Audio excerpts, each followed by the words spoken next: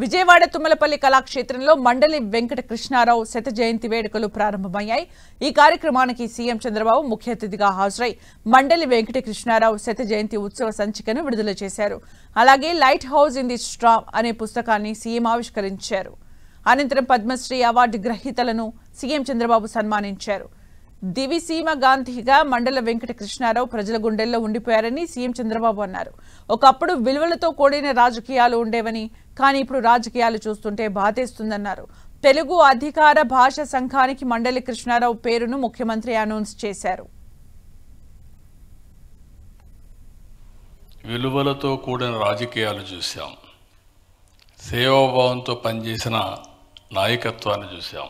ఈరోజు మనం చూస్తూ ఉంటే పూర్తిగా విలువలు పడిపోయి ప్రతి ఒక్కరికి ఏదో ఒక విధంగా అడ్డదారులు డబ్బులు సంపాదిస్తే చాలన్న ఆలోచన కూడా వచ్చేసాయి. అలాంటి సమయంలో మనందరం ఒకసారి చూస్తే మండలి వెంకట కృష్ణారావు గారు గాంధీజీ ఆశయాల్ని తూచా తప్పకుండా పాటించి నిజమైన గాంధీజీగా, ఆయనకు వారసులుగా ఈ రాష్ట్రంలో ఈ దేశంలో సేవలు అందించిన వ్యక్తి. అలాంటి వ్యక్తికి మనం అందరం కూడా నివాళులర్పించడం మన బాధ్యతను కూడా మీ అందరికీ తెలియజేస్తున్నా. లేకపోతే ఈరోజు జరుగుతూ ఉంటే మీరందరూ అసెంబ్లీలో చూస్తూ ఉంటారు, ఆ బూతులు అవన్నీ కూడా మొన్నటి వరకు. ఇప్పుడైతే బూతులు కూడా లేవు, కానీ అన్ని విధాల ప్రయత్నం చేస్తున్నా. నేనైతే ఎవ్వరు ఎన్ని విధాల రెచ్చగొట్టినా నా జీవితంలో అసర్టుగా మాట్లాడతాను, కానీ లైన్ తప్పి ఎప్పుడు నేను పోను.